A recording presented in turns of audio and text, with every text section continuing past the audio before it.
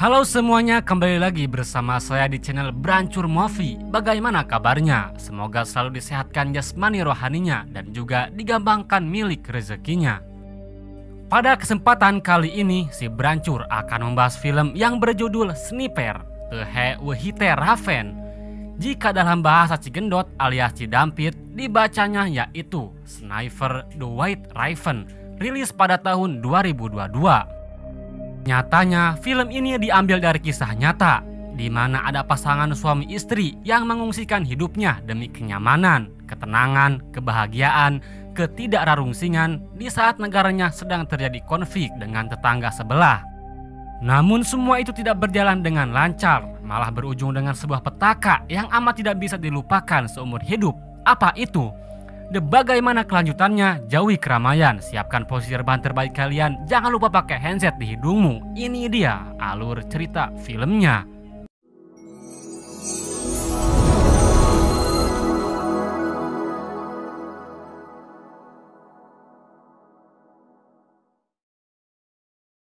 Kisah dimulai diperlihatkan seorang seniman bernama Nastya yang sedang berkamuflase hanya untuk bisa menggambar sebuah burung.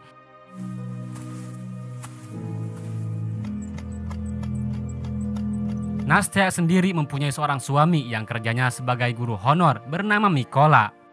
Inilah pasangan suami istri yang saya maksud di awal tadi.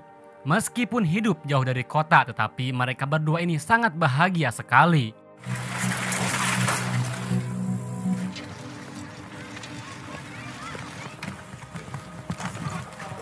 Setibanya di sekolah, Mikola tiba-tiba saja dikejutkan dengan berita konflik di negaranya semakin memanas. Namun dikarenakan Mikola ini sangat cinta dengan kedamaian, ia tak menghiraukan hal semacam itu dan lebih baik fokus untuk mengajar murid-muridnya di sekolah ini. Baru kali ini Mikola mendapatkan perlakuan dari muridnya yang sangat tidak mengenakan hati. Diketahui murid ini bernama Ivan, berasal dari negara tetangga sebelah. Makanya dari itu ia bersikap sok paling si penguasa di kelas ini. Akibat perbuatannya, Ivan disuruh menjawab pertanyaan yang ada di papan tulis. So what would the speed be? Namun si Ivan bedegul ini malah menggambar sebuah alpukat berbiji dua. Bloon bener iya budak. Tentu hal itu membuat para ciwi-ciwi di kelas tersenyum. Bisa-bisanya ia menggambar alpukat berbiji dua. Diketahui Mikola adalah seorang guru yang memiliki 3 gelar pendidikan, yaitu matematika, fisika, dan ekologi. Meskipun mempunyai banyak gelar, Mikola tetap saja memilih hidup untuk merendah. Karena yang ia cari di dunia ini hanyalah kenyamanan, ketenangan, dan kebahagiaan. Sweetly as your emerald eye, little baby gun and Nastya. Malam hari pun tiba, Nastya memberikan sebuah ukiran dari kayu yang katanya bisa dijadikan jimat atau pelindung, keberuntungan, dan lain-lain. Tentu Mikola bahagia dan akan menyimpan ukiran ini dengan baik-baik. Di pagi hari terlihat para tentara musuh yang menerobos masuk ke wilayah perbatasan negara ini. Tentu hal itu sudah melanggar peraturan yang akan mengakibatkan konflik semakin menjadi-jadi. Dan sialnya tempat itu tak jauh dari tempat tinggal Mikola saat ini. I'm here. Come on, bike. Oh. Mikola sendiri belum menyadari jika ada tentara musuh yang masuk ke wilayahnya. Maka dari itu ia terkejut melihat tentara musuh yang sedang berjaga di sini. Tanpa berpikir yang aneh-aneh, Mikola pun terus mengayunkan sepeda menuju ke sekolah. Setibanya di sekolah, ternyata tidak ada satupun murid yang masuk dan hanya ada berita yang memberitahukan jika konflik dengan negara sebelah benar-benar sudah menjadi-jadi. Dan akibatnya negara sebelah mengirimkan tentara ke daerah Crimea, yaitu daerah saat ini Mikola tinggal. Barulah Mikola sadar dan bergegas pergi karena istrinya sedang dalam bahaya. Dan benar saja ternyata Nastya sudah disandra, disiksa juga oleh tentara musuh yang menganggap jika mereka berdua ini adalah seorang mata-mata. Setelah mengetahui bahwa Mikola dan Nastya hanya sepasang suami istri biasa, si tentara ini pergi. Namun sial, ia membakar rumah Mikola, entah apa tujuannya. Tak terima dengan perilaku dua tentara tadi, Nastya mencoba membaledog dengan batu. Namun sebelum membaledog, ia ditembaki hingga tewas. Apa yang dirasakan Mikola saat ini tentu kalian pasti mengerti. Sesakit-sakitnya sakit, inilah yang paling sakit, tidak ada yang lain.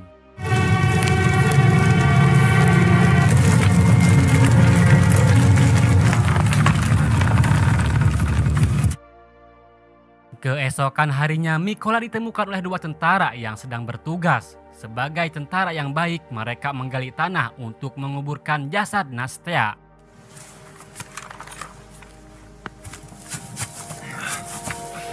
Sementara Mikola tengah meratapi rumahnya yang hanya tinggal puing-puing saja.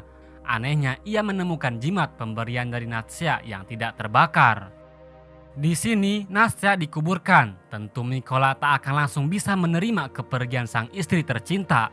Mungkin perlu waktu bertahun-tahun, bahkan seumur hidup.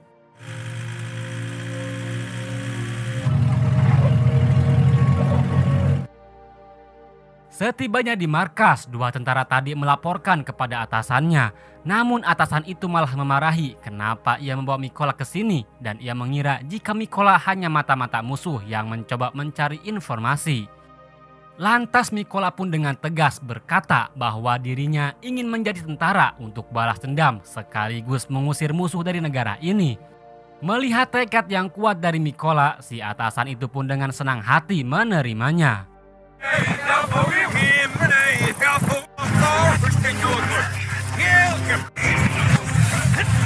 Di sini Mikola yang hanya seorang guru tentu tidak tahu menau bagaimana bongkar pasang senjata AK-47. Lantas ia pun diajari oleh seniornya bagaimana cara mengeluarkan peluru AK-47. Semenjak masuk jadi tentara, Mikola mendapatkan nama kode yaitu sesuai judul, Raven. Jadi sekarang kita panggil Raven. Motivasi hanya untuk balas dendam, Raven berlatih dengan keras, tidak mengenal lelah sedikit pun demi mengejar ketertinggalan dari tentara lain. Seiring berjalannya waktu, si atasan mengumumkan bahwa tim sniper masih kurang. Jadi siapa yang minat untuk menjadi sniper atau penembak jitu? Di sini Raven tiba-tiba saja mengajukan diri untuk menjadi seorang penembak jitu. Namun hal itu malah ditertawakan karena Raven sendiri masih belum bisa bongkar pasang senjata AK-47. Merasa dirinya diremehkan, sangguan, Raven menunjukkan bahwa ia bisa mengeluarkan peluru senjata AK-47 kurang dari 20 detik. Dengan mata tertutup, Raven yakin bahwa dirinya bisa untuk menjadi seorang sniper. Esok harinya, Raven dibawa ke tempat latihan. Ia terlihat sangat senang sekali sudah berada di titik ini. Sang atasan menjelaskan bahwasanya seorang sniper itu harus bisa menyembunyikan posisi keberadaannya agar tidak diketahui oleh pihak musuh. Di sini tempatnya pembagian senjata. Yang lain diberikan senjata baru tapi tidak dengan Raven. Ia diberikan senjata Dragunov yang sudah jadul. Tentu hal itu membuat Raven merasa dikucilkan hingga ia meminta senjata yang sama. Namun si senior ini malah mencaci maki Raven dengan puas, sangat menyakitkan sekali. Esok harinya sang atasan menjelaskan jika seorang sniper itu tetap tak terlihat dalam keadaan apapun. Meskipun ada musuh yang menembak, kita harus tetap diam, tenang, layaknya seorang patung. Faktanya, senapan Dragunov tahun 1963 yang dimiliki oleh Raven ini hanya bisa menjangkau sekitar 600 meter. Tidak seperti senapan yang baru bisa menjangkau sejarak 2000 meter. Sangat jauh sekali perbedaannya dengan senapan Dragunov. Tapi bukanlah senjata yang membuat sniper berbahaya, melainkan kecerdasannya dan kesabarannya. Itulah yang membuat berbahaya. Maka dari itu, Raven di sesi ujian ini ia mencoba sabar dan konsentrasi. Di saat atasannya menyuruh menembak, disinilah calon sniper lainnya melesatkan tembakannya, berbeda dengan Raven yang masih konsentrasi. Exam isn't over. Code green. Alhasil, tembakan Raven mengenai tepat sasaran hingga membuat si atasan tercengang. Pada akhirnya Raven dan teman-temannya resmi menjadi seorang sniper atau penembak jitu. Di sini kita akan ikut senang karena Raven ditempatkan di kompi pertama atau regu utama. Awalnya diremehkan, dikucilkan, dibeda-bedakan, dicaci, dimaki, dihina. Lihatlah sekarang ia menjadi seorang sniper utama. Apa kabar buat orang yang sudah meremehkan Raven? Malu gak tuh? Hormat kagak tuh sekarang? Hah? Tetapi Raven tetap merendah meskipun ia ditempatkan di komplit pertama. Tidak sombong, tidak adigung. Ia hanya bisa bahagia saja atas perjuangannya yang membuahkan hasil. Singkat cerita, Raven dipanggil untuk melakukan misi pertamanya, yaitu memusnahkan para musuh yang berada di wilayah perbatasan. Di sini ia ditemani atasannya untuk menjadi sniper utama, sementara pasukan yang lain sudah bersiap di Dungus Erih untuk melakukan penyerangan. Ini dia musuh yang sedang berjaga, entah apa maksud dan tujuannya. Di saat Raven dan atasannya akan melesatkan tembakan, tiba-tiba saja datang warga sipil yang membawa mobil.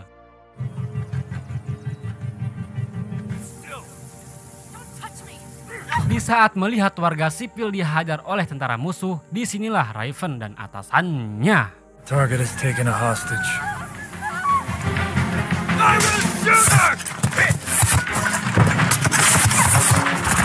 Congratulations on your first mission. Alhasil musuh pun pada turu semua. Ini tugas pertama Raven yang berhasil. Tentu ini akan menjadi suatu kebanggaan bagi dirinya. Setelah itu Raven kembali ke markas untuk beristirahat, menghilangkan rasa lelah telah melakukan misi. Sial, di sini Raven mukanya bersedih, sudah jelas pasti ia merindukan sosok istrinya yang sudah tiada. Esok harinya ini dia sniper musuh yang katanya sangat mematikan sekali jika sudah menembak. Kita panggil saja si Mamat. Tak lama si Mamat melihat yang sedang kokorondangan di Dungus Erih. Ternyata itu adalah Klim, temannya Raven yang sedang melakukan misi. Sudah jelas nyawa Klim ini sangat terancam sekali dan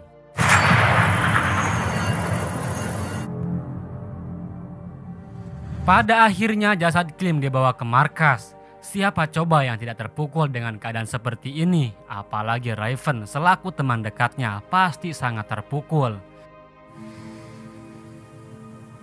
Faktanya si Mamat ternyata menggunakan peluru yang terbuka seperti bunga bisa menembus baju besi.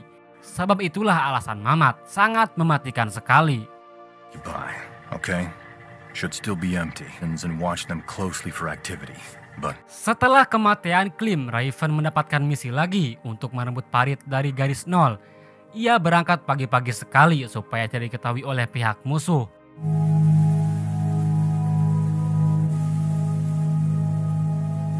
Setibanya di sana, Raven dan atasannya langsung memasang bom untuk menumbangkan musuh. Setelah berjam-jam menunggu, Raven sudah sangat gatal sekali ingin segera menembak. Akhirnya muncullah tentara musuh yang berjalan santuy menuju ke arah Raven. Ternyata salah satu di antara mereka ada si Ivan Bedegul, mantan murid Raven waktu lalu. Awalnya Raven ragu untuk menembak, tapi misi tetaplah misi harus dilakukan. Good job. You made the choice himself. Setelah itu Raven dan atasannya kembali ke markas untuk beristirahat. Di sini sang atasan ternyata lagi merindukan sosok keluarganya. Yang mengira jika ia sedang dalam perjalanan bisnis padahal sedang tempur di medan perang. Semua itu dilakukan supaya istri dan anak-anaknya tenang, tidak mengkhawatirkan keberadaannya. Keesokan harinya inilah pihak musuh yang akan segera pergi untuk berperang. Terlihat si Mamat juga ada di sini, sudah siap untuk melakukan tugasnya. I've got it. We're ready. Kembali ke Raven dan atasannya yang sedang kokorondangan mencari posisi yang aman. Seperti biasa, Raven selalu membawa jimat pemberian dari sang istri tercinta. Tak lama Raven melihat dua tentara musuh yang sedang berjaga di sana. Ternyata dua tentara itu adalah orang yang sudah membunuh istrinya. Siapa yang akan diam saja tatkala melihat orang yang kita cari-cari sudah berada di depan mata. Meskipun atasannya tak mengizinkan menembak, Raven dengan kesal langsung melesatkan tembakannya.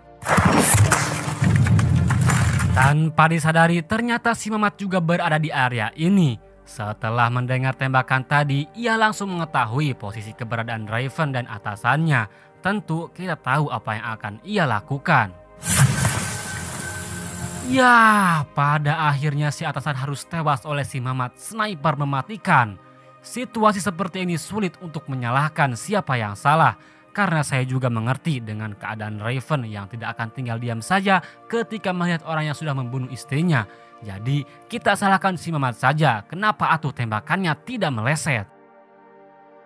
Raven kembali ke markas, tentu ia sangat-sangat terpukul setelah kehilangan istrinya. Ia harus kehilangan teman dan atasannya sendiri.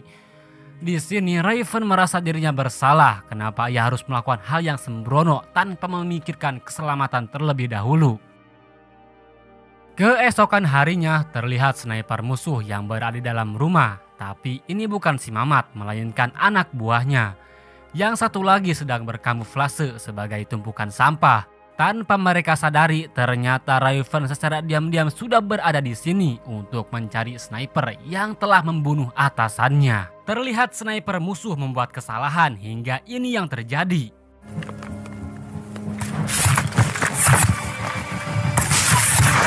Gila guys, Raven sangat mantap sekali. Ia berhasil menumbangkan sniper musuh meskipun ia tadi hampir tumbang juga terkena tembakan. Singkat cerita, Raven dipanggil ke markas pusat untuk membicarakan soal misi selanjutnya, yaitu mengamankan akses pabrik kimia yang dikuasai oleh pihak musuh. Dengan rencana, Raven akan memasuki pabrik tersebut setelah situasi di luar benar-benar aman. Karena faktanya, di dalam pabrik itu ada si Mamat dan anak buahnya. Our task is simply to clear access to the combat. Get ready. Esok harinya Raven sudah ke korondangan untuk menjalankan misi, sementara tentara yang ini akan menjadi pengalih untuk si Mamat nanti. Ini dia si Mamat yang sudah siap siaga menembak musuh jika ada. Ternyata si Mamat dijaga oleh 2 sniper, gila sekali.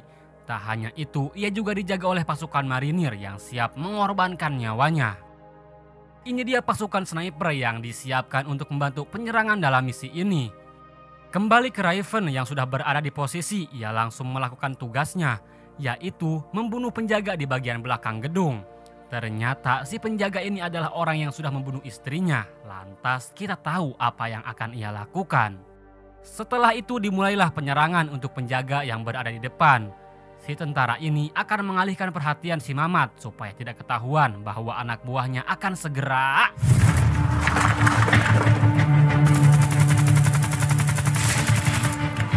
Barulah Raven masuk ke dalam gedung untuk mencari si Mamat di mana ia berada. Dikarenakan tidak ada koneksi, si Mamat menyuruh sniper kedua untuk melihat situasi. Sementara ia juga akan memeriksa kenapa si sniper pertama tidak bisa dihubungi. Tanpa disadari Raven sudah menemukan tempat si sniper kedua, maka dari itu ia menyimpan sepancau sebagai hadiah untuk si sniper kedua. Sementara si Mamat keluar untuk melihat si sniper pertama, ternyata Kang Mamat menemukan si sniper sudah tewas, sontak ia pun roas. Dengan begitu ia langsung melaporkan ke pusat, sekaligus meminta untuk segera mengirimkan bala bantuan. Understood. 10 minutes. Hold your position. Pada akhirnya, Mamat kembali lagi ke tempat pengintaiannya. Namun di tempat itu sudah ada jimat Raven yang sedang ngajable memperhatikannya. Dan seketika itu si Mamat pun tewas di tangan Raven. Sama dengan si sniper kedua, ia juga harus tewas akibat sepancau tadi. Tak lama bala bantuan dari pihak musuh datang. Tentu ini sasaran empuk bagi Raven dan tim sniper lainnya untuk membregedet musuh yang baru saja tiba. Plus. Setelah berhasil melakukan tugasnya, Raven berjalan menuju tempat tinggalnya. Tentu ia pasti sangat sedih. Kalian juga pasti tahu apa yang Raven saat ini rasakan. Karena pada dasarnya sang istri bisa menghilang, tapi tidak dengan kenangan yang pastinya akan teringat lagi. Raven menghampiri makam istrinya untuk berziarah sekaligus meminta izin akan kawin lagi. Dan melanjutkan perjuangannya menjadi sosok sniper yang paling ditakuti, disegani.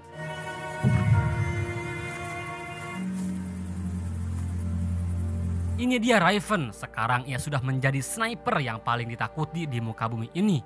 Dan faktanya film ini berakhir sampai di sini saja.